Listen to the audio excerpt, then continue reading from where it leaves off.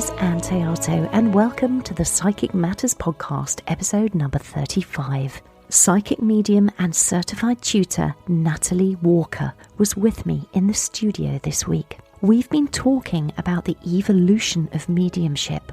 Why, due to the world pandemic, we as psychics and mediums are having to work in very different, very creative ways online, and how that online work not only impacts us and our practice, but helps us to reach more people and benefit so many others across the world.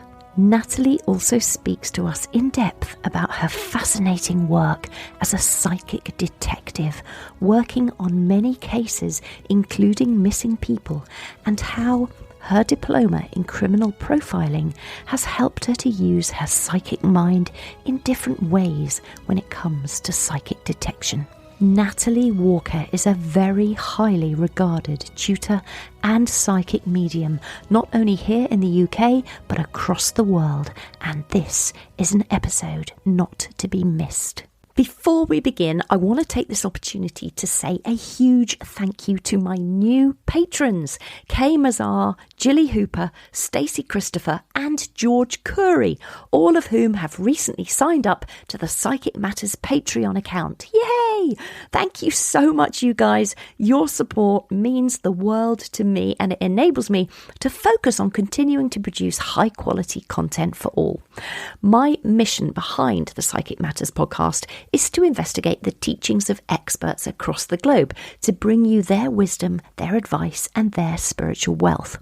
The Psychic Matters podcast is a platform on which today's lightworkers, spiritual practitioners, and world experts can stand and talk freely about the pioneering work that they do in both spirituality and science. In order to take my podcast to the next level, I need your help, and this is why I have set up a Patreon account, and I would dearly love you, dear listener, to join Kay, Jilly, Stacey and George and become a patron too. Your contribution will directly help and support the production of the Psychic Matters podcast. It will help to pay for the podcast overheads, help to purchase new equipment, and help support the work that we're all doing for the benefit of all. In return, there are benefits to you. Everyone who becomes a patron will receive monthly Rahani healing from me and a monthly channeled message from Spirit. There are tiers of subscription level depending on your financial fluidity, each one just as important to me as the other. There are discounts on my events and workshops, monthly draws for one of my free past life regression or time travel readings, and an opportunity to get exclusive private coaching with me. If you have a spare £5 or more per month, I would love you to become a patron of the Psychic Matters podcast. Any amount, big or small, will make a huge difference. If you would like to find out a little more, please visit patreon.com/psychic matters, patreon.com/psychic matters. Meanwhile, let's get back to this week's episode. I'm in the Psychic Matters studio today with psychic medium and certified tutor Natalie Walker. Natalie, welcome to Psychic Matters. Thank you so much. Thank you for asking me. Oh, it's such a pleasure to have you here, and everybody's really thrilled because I've had a lot of people ask me, oh, could you interview Natalie Walker? Could you get her on the show? Could you get her? So thank you so much for putting the time aside. I know your schedule is very tight. You've got a lot on. So we really do appreciate you coming on to talk to us and share your knowledge today. Oh, you're welcome. So, Natalie, let's begin at the beginning. You know, you are a psychic medium and a certified tutor. Where did these gifts come from? When did you first recognize in yourself that you had psychic ability? I would say I first recognised about my ability around the age of about 18, when I made sense of what was going on. But I did actually have ability, have encounters with the spirit world.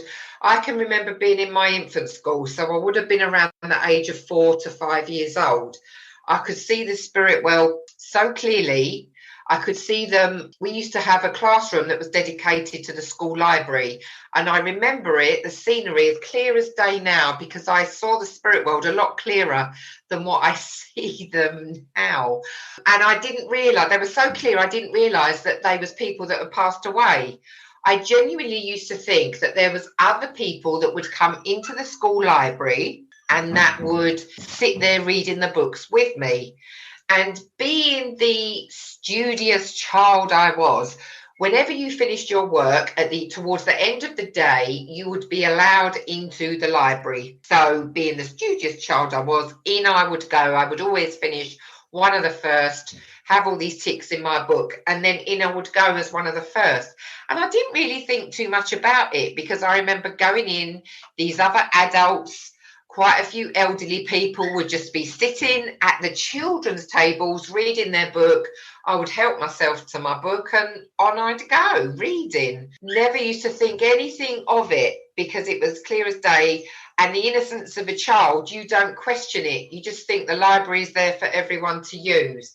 So it was only later in life, when I learned more about the spirit world and the mechanics of mediumship, that around the age, I would say probably between 16 to 18, where I would then make sense of, when I was in that school, I know that's who I used to see. I know that's who I was comfortable with. And then around 10 years old as well, I did have a very profound experience with someone passing. And I did realise that what I would say is I wasn't normal. I no longer felt normal. I began to feel very alone, because no one could understand what I was saying. And when I say no one, I didn't really tell any of my friends.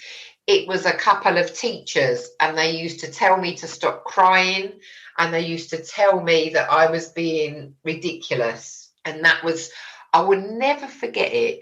It was one evening, we had a school concert, and I was 10 years old. I think I was either in the last year or the year before last of leaving my junior school. And we had a school concert. We were singing away in the hall, and I can still see him walking out now. And it was Mr. Walters was the head teacher, and he was lovely. And he went home early because he didn't feel too good. And I remember looking at him, walking out the door to the hallway, knowing, mid-song, knowing I was never going to see him again. I knew I wouldn't be seeing him again. And nobody else took any notice, apart from whatever teacher he told that he needed to go home because he didn't feel too good. Didn't think anything of it. Arrived at school the next day. We was a bit late being called in. And then once we was in, and it was the first break at 10:30, my teacher, Mrs. Wallace, I'm good with names because I remember the event. My teacher, Mrs. Wallace, told us that he'd passed away very quickly of heart failure. He'd passed away. And I just remember breaking down, couldn't go out to play. I remember sitting there, and she was really kind, and they still all were kind. But I think after a while, and I'm talking weeks, after a while of me, because I couldn't work out what I was feeling. So it just used to upset me all the time that he was gone in this way, and I hadn't told anyone, and I knew. And I just remember crying a lot, and then being told that I had to pull myself together and get on with my work. So I think it's a case of not always being able to work yourself out. Yes. So that was my first profound experience with the spirit world, and a knowingness of what was going to happen. And I still think about him now. I still wonder what his family's doing, because I know he had children, and I still think about him now as the first person I knew that I had encountered that has gone to the spirit world. Wow, what an amazing story. And it just goes to show how sensitive we can be as children when we can't express what's going on.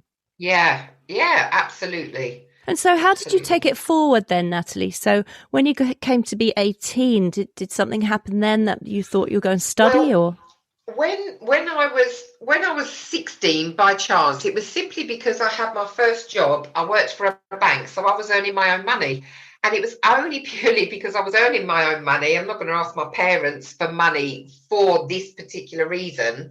There was a lady who I worked with, Joan, and she was going for a reading. I asked her what a reading entailed. She told me that they knew things about her that no one else could possibly know. So I went for a reading, and goodness knows what this woman told me, because I didn't have anybody that had died at that time.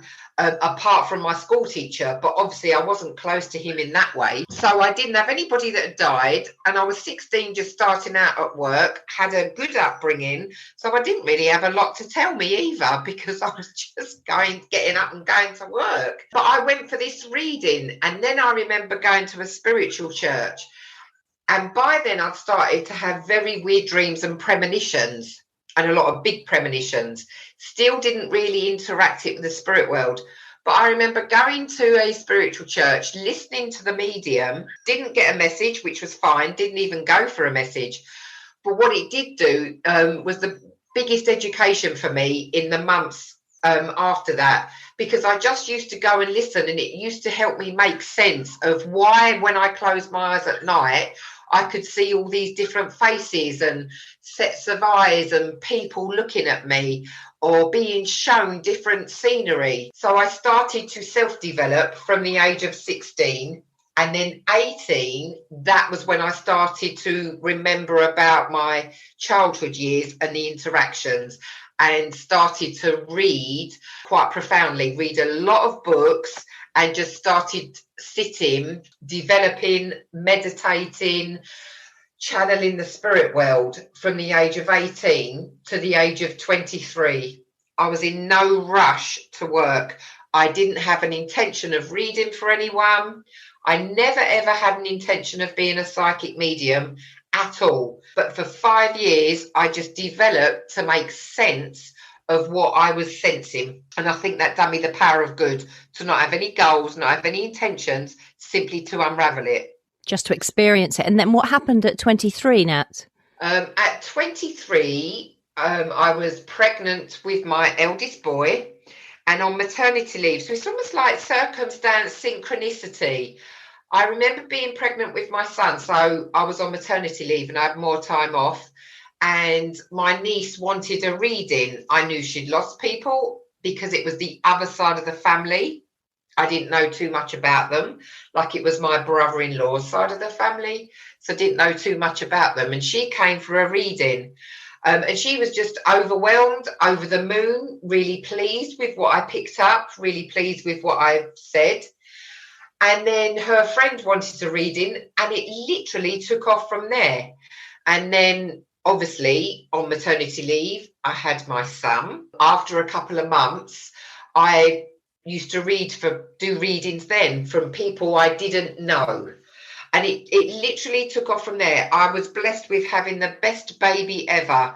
So I could have a very definite routine, even with him at a couple of months old. I could know when his bedtime was. And he never, ever woke up. Never ever was he disturbed. He might have been when the readings finished in the evening or during the day, but that baby would never wake while that reading was taking place. Never. It was amazing. And I was meant to go back to work. I was only on maternity leave, had a fantastic job, and I never ever did, because my phone just never stopped. It never stopped ringing. So I then began reading for people. Amazing. Absolutely amazing how it started for you. Yeah, very much so. And so I had the absolute pleasure of doing a 1-year mentorship program with you in platform mediumship, which was just brilliant fun. It was over at Tony Stockwell's studio where you were teaching. So how did you end up teaching there and teaching? You've got your own school, you're teaching your own courses. Tell us a little bit about the teaching side and where that came from. I can't remember what year, because I'm old now, so my memory's fading. But I remember at some point, I was living in North London at the time, and I decided to start a home circle. So a home circle, people would gather in my home. We would take over the lounge. The children were very small. I was lucky my partner didn't mind. He would go to bed. So I was able to, I would say it was an experimental home circle. So I used to think of the subject that we was going to address. We would all work together, but I would kind of be in control, start time, finish time, and this is the subject that we're going to experiment with this week, because there's such a vast array of different elements to mediumship, to our psychic ability. So I done that for a couple of years and then booked a course at the Arthur Findlay College. And it was a course run by Tony Stockwell. So by then I've been doing my readings for a number of years, 10 plus years. And I started my development circle, had been running for a year, just my home circle, which I enjoyed immensely. I was fine just going along with that. And then I remember doing Tony's course at Arthur Findlay College. And he was speaking to me one evening because we're both from the same area of Essex. Our parents have the same names. We both have an older sister. So our lives were very in tune with how it had developed. Both have very stable upbringings, so it was quite weird. We was just talking about Essex, really, and Canvey Island and how we've been raised. So I remember him talking about him wanting to open his own development centre in Essex, and then went home from the course, really, really enjoyed it, missed being in that space, carried on with what I was doing. And then about a month later, I had a phone call from him asking if I would be one of the teachers at the centre he was opening in Wickford. And that would be some 17 years ago now. Goodness, time flies. So that's how I started working there. And then you obviously get to know other tutors, other people hear about your work. It's done on a bigger scale. So then over the years, I've always still done readings, always still done platform mediumship that I went into. But that is how my teaching started. It snowballed from there. Other people listening, getting to know your work and asking you to come and teach for them.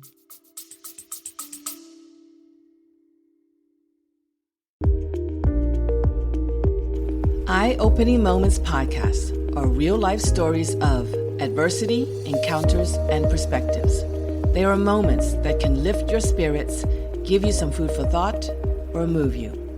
For the introspective mind that likes to reflect, discover, and find solutions or meaning in a complex life, listen to Eye-Opening Moments podcasts.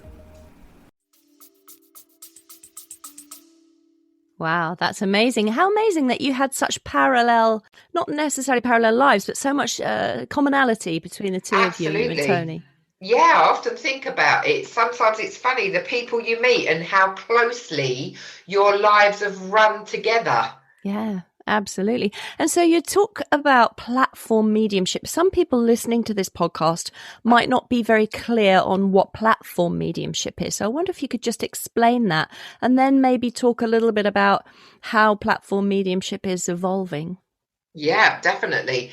So platform mediumship is where you've got your audience in front of you, which can range for any number. You may get a smaller number within a spiritual church to working in halls, working in theatres, where there's quite a vast array of people there.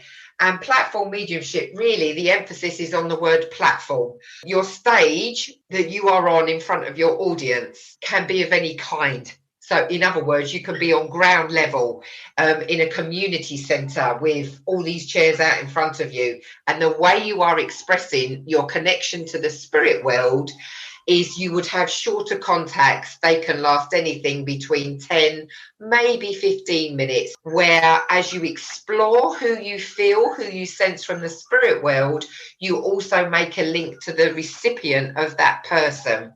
And you bring that connection through that way. And the emphasis is very much on evidence from that spirit contact. You bring that person alive, who they are, the message, the communication is so important between them. It's like you allow the people that have gone before to have a talk once again, to have communication once again with their loved ones. And that should be the aim. Evidence that they still exist and that they're okay, what they're doing in the spirit world and what they want to say to their loved one. And platform mediumship, as I said, is always in front of an audience. So other people will be aware of your loved ones and also being experienced in the presence of spirit, being in that room with them. Beautiful. Great explanation. Thank you. And how do you think platform mediumship is evolving currently? I feel there will always be, obviously, there's always going to be a need for lots of different avenues of mediumship, of the psychic element. I don't feel one element will ever be extinguished. But going back with reference to what you say with the platform mediumship, as we sit here now, April 2021, just about to go into May, I feel obviously the type of year we've had with the pandemic, with the restrictions that have taken place, platform mediumship where we haven't been allowed to be face to face, and quite respectfully so, we haven't been allowed to be face to face within that room. And it's just now starting to get back to people being able to be under the same roof within the same space.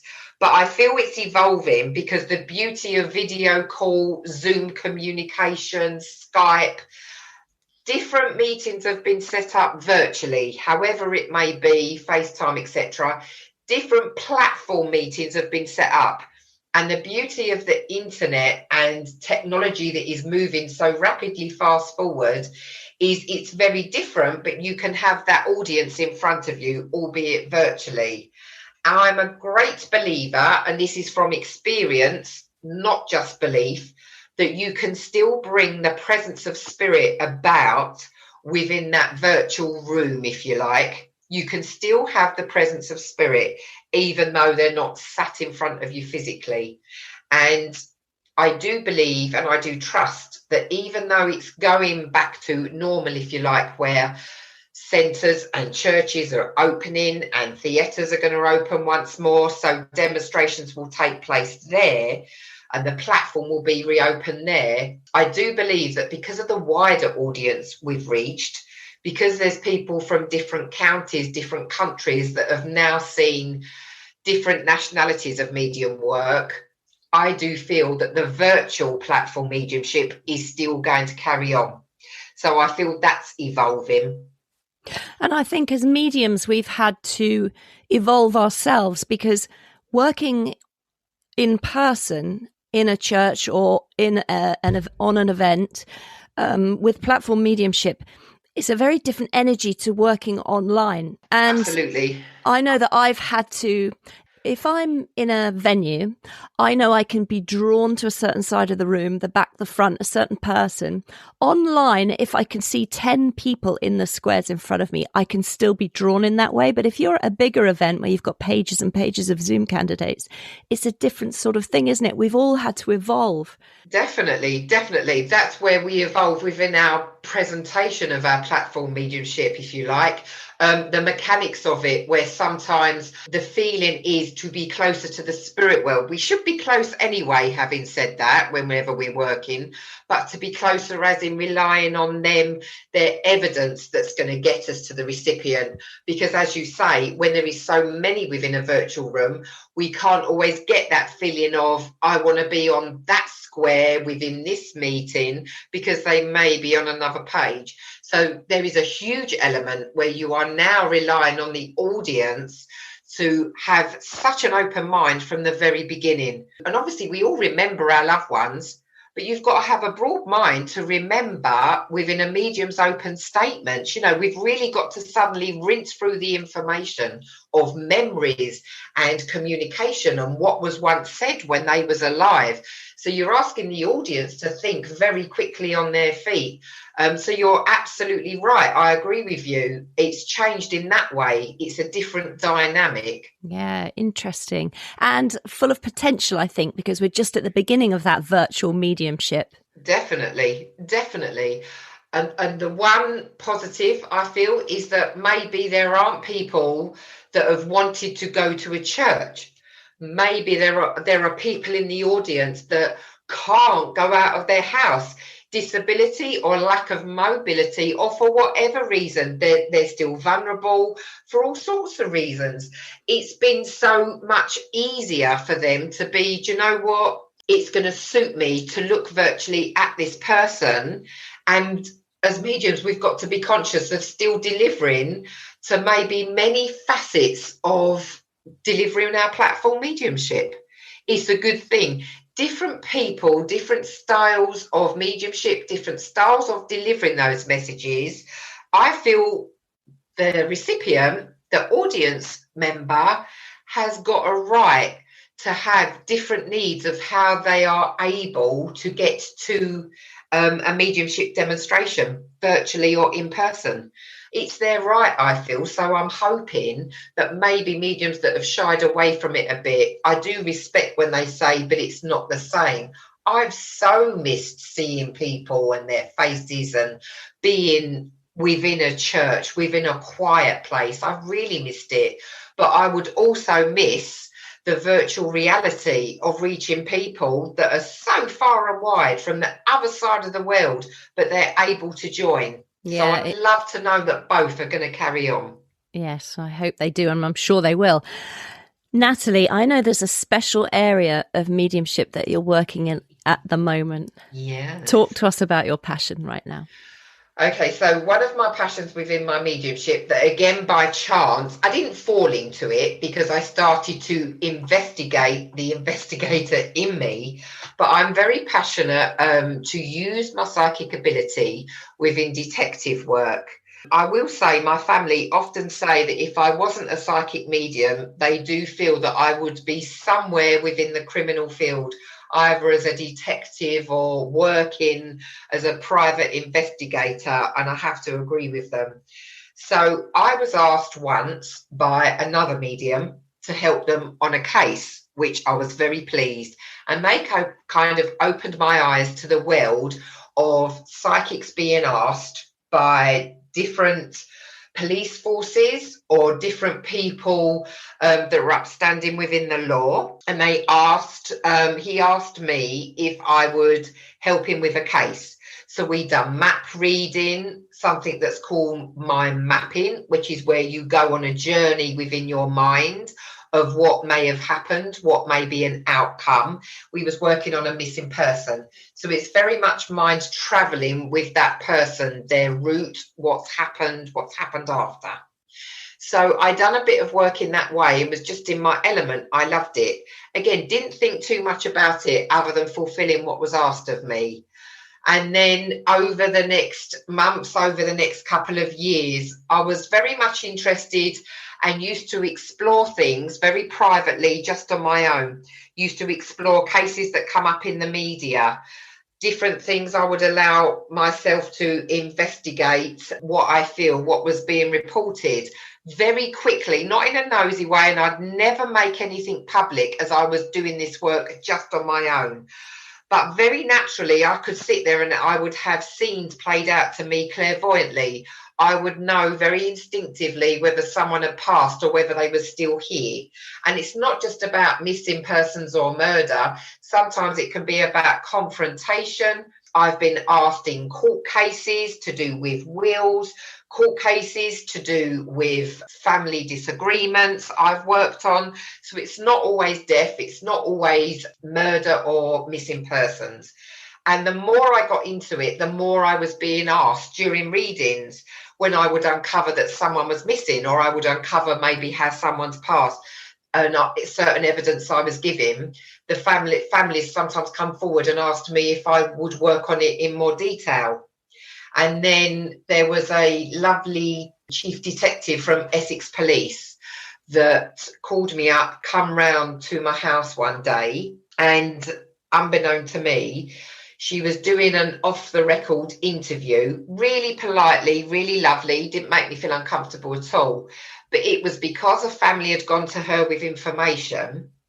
They had reopened a case based on the information. She had asked the people how much I was charging to give them this information. How much is she charging? What sort of money is she taking off you? And when they turned around and said, she doesn't take a penny, she simply wants us to help locate. That's when she come round to talk to me, because she couldn't believe the evidence I'd given. And it was about a missing person. She couldn't believe the evidence I'd given. They reopened the case, dug up some areas, and unfortunately she was found, but as I described. And from then on, the chief detective would come round a lot or ask me to go in and work on cases. They can never ever declare that they've used psychics, because they can't declare it during evidence. It doesn't stand up in the court. But they certainly give me enough credit, enough respect. And that's all I want. I don't want to convert people. I'm not on about everybody believing that I solve mysteries any better than any police officer or any police force. But I just wanted the respect whenever I work with them, that they give me that space to do what they're asking me to do without ridicule. And they do. And then the Metropolitan Police, I've worked with them quite a lot as well on a number of cases. And they're all friendly. They're all lovely as I'm working with them. That's amazing, Natalie. Well done. Congratulations. And that's lovely closure for those families. Thank you. Thank you. And that is obviously I teach it. I have development circles. That is my busiest development circles is psychic detective. They are always my busiest groups. And so how does it work, Natalie, for those listening who don't know? Where do you start from? If somebody comes to you and says, there's this missing person, here's a photograph of them, where do you go from there? Me as an individual, and this is only my preference, I don't take ages. Well, hopefully I don't take ages and ages, because obviously they're looking for closure or they're looking for answers sooner rather than later. As like a moral or part of my presentation, if you like, I never give a timeline. So I would say to them, different during the reading, I may pick up different evidence during a one-to-one reading about a case. But then if they ask me to work on it deeper, or the police do, I never give a timeline. I always say to them, please, can you leave it with me? Maybe a day, maybe a couple of weeks. Photographs, any sort of maps, any other information that they feel is relevant to share with me. Then I will always go by my intuition as soon as they begin talking about a case. Because sometimes, very politely, I will shut them down and just say very, very quickly, please don't tell me anymore. Because I will get a feeling quickly whether it's going to mess with my mind or whether I just need to know what I call the stepping stones. Tell me a little bit about it and then I can run with this story. So that's the trigger points. And then, say it is a missing person, again, that mind mapping, that traveling with someone's life. So me personally, I try to pick out, and this has helped when I've just got a diploma in criminal profiling, and I transfer that over to my psychic detective work so that my logical mind and the trigger points of what I've learned within that diploma, of what the police need, what the criminal justice system need in order to secure a prosecution, what they look for, I transfer that to my psychic mind on two levels. So the victim or the person of concern, I travel with them within my mind, their lifestyle, what's gone on, and bring it right up to the date of missing. And I will feel, what are you doing? And it's like looking at their life through their eyes. You don't want to ever be looking at someone psychically or within mediumship from what I call the 3D aspect, where you're on the outside looking in. Become them. Look at life through their mind. Be fearless and brave and take a hold of their common sense and their intelligence. Walk in their footsteps. And then that way you will begin to start seeing the sights, surroundings, the smells of where they last were. Unfortunately, this is almost the downside of it, but we must remember it's only the thoughts and the feeling. We don't necessarily take it on. We don't become it. But you can also wear their fears, because that's going to get you to what happened. Are they fearful? What was they fearful of? An atmosphere, a person? So you begin to unravel the story leading up to it psychically, and then what's happened after. I always explain to a family that I would always be honest. I believe that if we begin to feel that someone is within the spirit world, when it is to do with missing persons or anything of that nature, I completely rely on my communication with the spirit world to deliver evidence and information. And this is only really on missing people, because there's either, forgive the way I say this, there's either no body or you haven't found that living person yet. So I always ask the family, if I'm dealing with the family, I will always be honest. You must understand I'm going to tell you exactly what I feel. But that's where you've got to have a pure responsibility as a medium at not being destructive with your evidence. It's to open their eyes to what else needs to be looked at, not to decide or play the part of whether they're in heaven, whether they're alive. It is to have trigger points of, you need to look in this area. This is what I feel they're fearful of. This is what they're taking me to see. If it's the police, then I can be a bit more demanding and meet their needs of outcomes, where to look, and be a little bit more definitive of, this is where we're going with this. This is what you're going to find. And then it's up to them what they do with that information, because you have to do it in a way where you've got your mediumistic and your psychic ability, but you've got to work with the police, not against them. You've got to work with them, because it's no good just saying this and this has happened, not just because a psychic's work can't stand up in court, but there's certain elements where you need to be working in a way psychically alongside them, how they look at things. Part of it, any detective work, is the two sides. You then have to go into the criminal element. So there's a part of you as a medium, you've got to be cut out for it, because you're going into a criminal's mind and world. You may pick up things that they've done before. I've had it very recently. There was a case I was asked to work on in Australia connected to one woman, but it turned out it was a serial killer. So you are experiencing maybe more than what was put on the table for you at that moment in time. So I feel there's something where it's the reasoning behind why you do what you do. I do it to help. One-to-one readings, mediumship platform. I will always do it teaching. I'm doing it to help others. So that's why, as long as it's helping, I will always do it. What I have found difficult about psychic detection, I've been asked to work on a couple of things.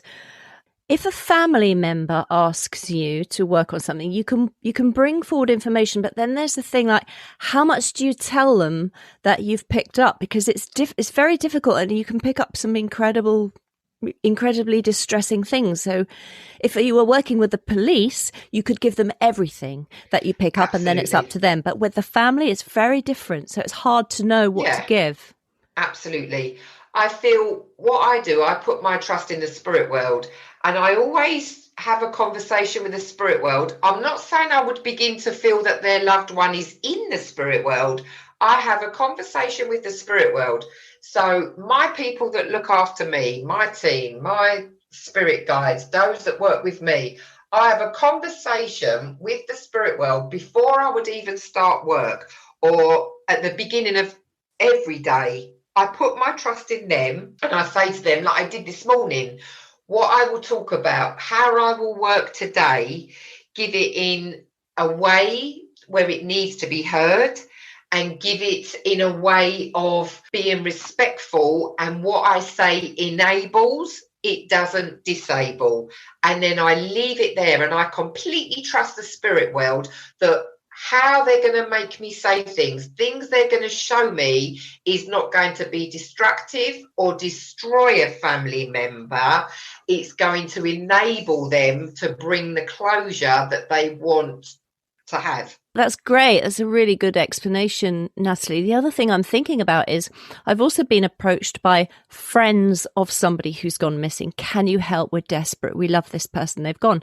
And I've worked on that. But then I haven't given them the information we've picked up as a team of psychics, because I suddenly realized, hang on a minute, the family haven't asked me to do this. Yeah. So I've pulled back, because that it's not my place to They haven't asked. Yeah, absolutely. There is something where, very, very good point. I totally agree with you. I even working with the police, they are giving me their permission. So I do take it. It may not be direct contact with the family. For all I know, because I don't check and find out, for all I know, they may never told the family that they've consulted me. I wouldn't dream of ever telling anyone names, dates, times of cases I'm working on, in case they do know someone in that family. You don't know. So I feel it goes down to a code of conduct. And there is something where if friends agree to help, again, I trust the spirit world and say, okay, I'm going to open my mind to this. Let me tell them what they need to know. And then I may tell them things, okay, this is what I'm getting, this is what I'm picking up. But I do trust that it only goes as far. I don't feel we're limited. That's not the word I want. But I trust the spirit world that it only goes as far to enable. It's not going to give any more. And sometimes I may say to the friend or to the partner who's ever asked, if you need any more information, please feel free. I will sit with that family. And I have had that before where I've spoke to someone about it. It might even be during a reading. So there's been no detective work, if you like. And this did happen, actually. I spoke to one family member and then they come back to see me with the brother, two of the other sisters and the mum. And they all sat me before me, and that's when talk them through how I can work. I do also explain everything's an experiment, so I may not give you exactly what you want. We'll see how this goes. And then they was all there. So I would almost it's the same when I teach it. I always use cases where I've got permission to experiment with it in that way as I'm teaching, rather than just let's work on a case, let's have all these details, and it's not really going to go anywhere. Yeah, interesting. Well, gosh, I wish you all the luck in the world with that work. It's so vital, and mediumship can help in this way for so many people. Yeah, absolutely. Yeah, it's a big thing now, really. It's a big thing. I completely respect that they don't give out, that they sometimes use psychics. I completely respect it. I don't want some recognition as in this is who we use a lot. I don't. I want to help. I want to bring closure. I think there's nothing worse than someone passing and being left with questions, or someone missing, or something very cryptic happening, and we just never ever find out someone's thought patterns. It devastates more than the person that's missing or at a loss, to not have the insight of someone's mind. Yeah, it's amazing. Well, thank you for sharing all that with us. And talk to us then, if we could just move on a little, to your work with the Psychic Sisters in Selfridges. Yes, I have since last year. I had a chat with Jane Wallace, who's a lovely lady who has been a tarot reader for years and years. But I had a talk with her last summer, and she asked me if I would go in store. And they have a franchise there in the middle of Selfridges. You've got all your other outlets, and there's a beautiful stand with crystals, beautiful healing elements, and powders and candles and all sorts of pretty things. And then they have their reading rooms. So it's just another place where you can find me at. I do 1 or 2 days a week there, and then I've got my own. But yes, ever since last summer, obviously during lockdown, we couldn't go in store. But since last summer, I have been reading for people in there. And it's nice because it's a different audience. You get many tourists from other countries that come in and shop there and then see us and book their readings. So it's a different kind of clientele. It's another way of reaching people. So it's very, very good. Yeah, I mean, it's amazing, and it's great kudos to you for the level of skill that you have to be working in a place like that. So well done. And I went there once to have a look around, and my goodness, in some of those reading rooms, they have ceiling to floor, all across the walls, amethyst. That's right. Yeah. I mean, I absolutely love it. And if I can get that room, I try and get in that room. There's crystals everywhere, but there is an amethyst wall. You are right. It sounds as if I charge in there and take over. I promise you I don't. But for some reason, I always kind of, someone always takes the room in front, and on the left, I am left with the beautiful amethyst wall. So that is normally my reading room, but it is beautiful. It's a lovely space to be in. And it sounds, sometimes there's a misconception. And don't get me wrong, when you go into the reading room, it is a peaceful space. It's a beautiful energy that is created by your psychic, created by the tarot reader. It's a beautiful space to go in that is peaceful, full of crystals. But you go outside the doors and it's the hustle and bustle of London. But I do feel talking about it is testament to the fact that if you really want to be in that space, you don't necessarily have to have this routine of, don't disturb me, I need to go through this ritual of cleansing, and, you know, there can't be a mere morsel of a sound. It's not. You can move from one space to the next, and as long as you've got the power of spirit or your own psychic ability that you've worked on so hard and allow it to very naturally develop, you can read within that space. It's beautiful, I think. You can walk down the street of Oxford Circus, and then underground, so to speak, is that amethyst room. And there we are, giving that psychic guidance, which is so very needed. I do love the psychic as well. It's beautiful. Do you think the amethyst wall and the energy that comes from the crystal, do you think that enhances your readings in some way? I definitely feel it helps. Yes, I definitely feel it helps. I would like to think, even if I wasn't in the amethyst room, that I am still reading okay. But yes, I definitely feel crystals and their energy and what the atmosphere soaks up, which in turn in that room obviously is the amethyst wall. Yes, that definitely does help. Yeah, it's interesting, isn't it? And do you think, therefore, on a smaller scale, for those people listening who are working as psychics and mediums, do you think it's important to have crystals around your space, or does it not matter at all? Honestly, I don't feel it's a necessity. And I never did for years and years and years. I've got crystals in my room now that I'm talking to you from that have been bought for me. I haven't necessarily gone out and bought my own crystals, give or take a little crystal ball I've got. That's the only thing I've ever bought myself. So I'm very lucky because the ones I've got have been presents to me. It's not a necessity, I would say. What is necessary is your mindset. That is the most creative, powerful tool that you need to be mindful of before, during, and after any spiritual work you do. So crystals, if you have them and appreciate them and know what you're doing with them, they are the most powerful healing element that you can have, along with the other things that help us. But you don't necessarily need them in order to execute a good reading, good platform work. Yeah, interesting answer. Thanks, Natalie.